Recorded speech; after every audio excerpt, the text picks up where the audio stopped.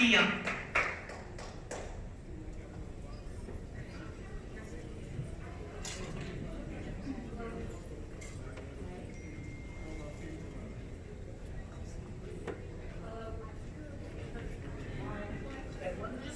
Oh, I know.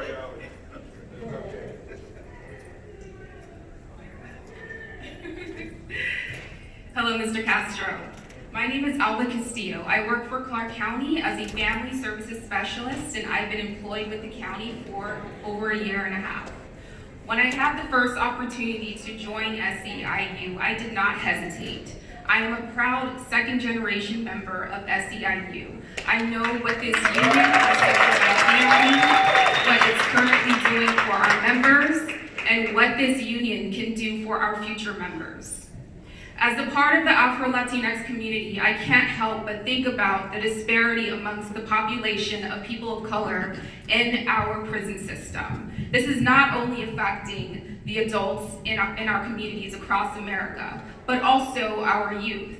Parents are having the talk with their children at very young ages on how to interact with law enforcement and our criminal justice system in hopes of preventing their children from being stuck in the cycle. With that being said, in Senator Warren's first 100 days as president, how would she work towards dismantling systems that over-criminalizes and over-incarcerates people of color in the name of law and order?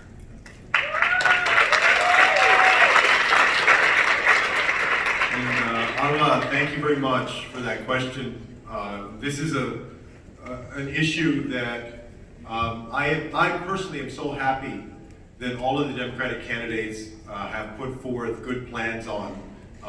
Let me tell you why I think Senator Warren's plan and her track record is the best among the candidates that are on that debate stage these days. First of all, we know that in this country, we don't have equal justice. We have unequal justice for too many folks.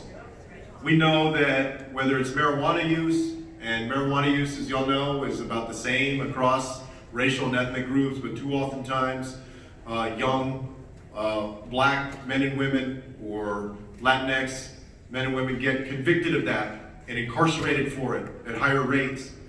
They also get stopped by police at higher rates. So Senator Warren has laid out a comprehensive criminal justice reform plan that addresses the entire spectrum of things that we need to do.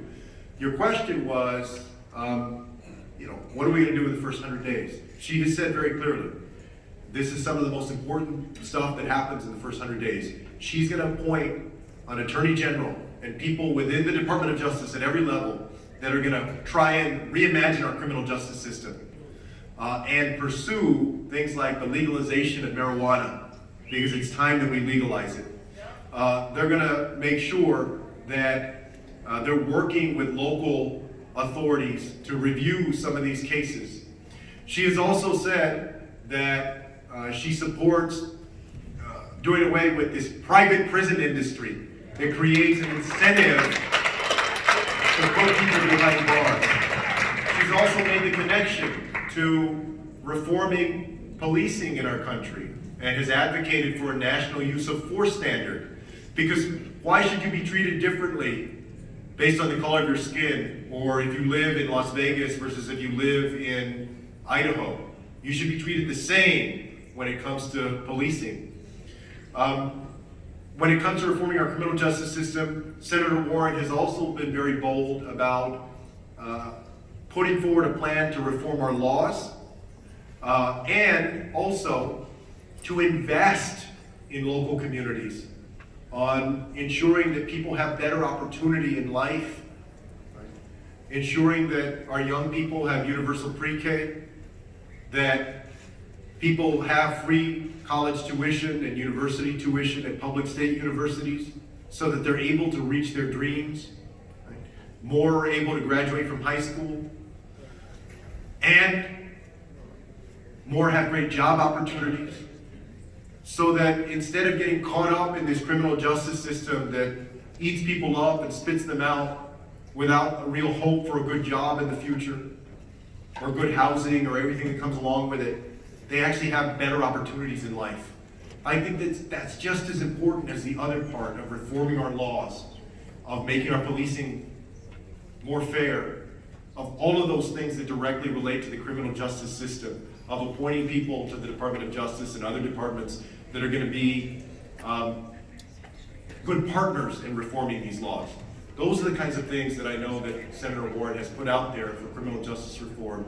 And I think that there's a sense out there in our country that it's overdue and it's feasible. It's not pie in the sky anymore. It's something that we can accomplish. She's dedicated to accomplishing it.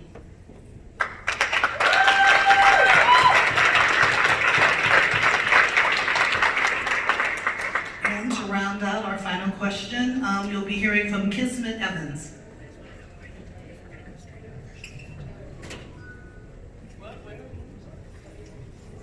Kismet.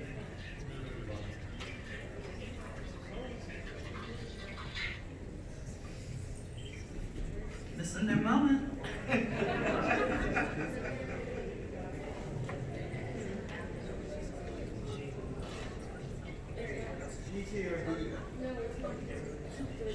Okay, sure.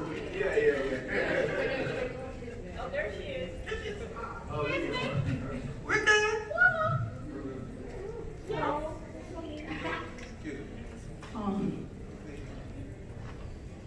Hola, mi nombre es Ludivina, yo soy de México. Tengo 14 años aquí en Las Vegas y tengo un año de PCA. Hemos empezado una campaña para organizar a los trabajadores de cuidado de salud en casa. Dice, son más de 200 empleadores privados, todos caregivers, que proveemos cuidado esencial a las personas mayores y deshabilitadas. Usted, la señora Warren, ¿estaría dispuesta a apoyar a nuestras familias que cuidan personas en casa?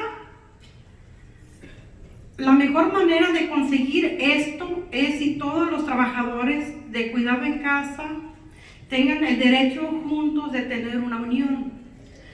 ¿Cómo la señora Warren reescribiría las leyes para que los trabajadores, sin importar en dónde trabajen, puedan tener su unión? Okay, buenas tardes. Let me do the translation in English.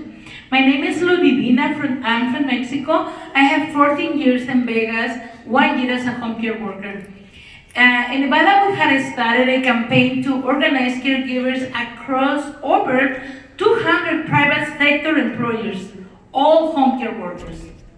We provide essential care to seniors and people with disabilities. Should we be able to support our own families while we take care of others? The best way to accomplish that is for all home care workers to have the right to join together in a union. Ms. Warren, how would you rewrite the rules so workers can join unions no matter where we work?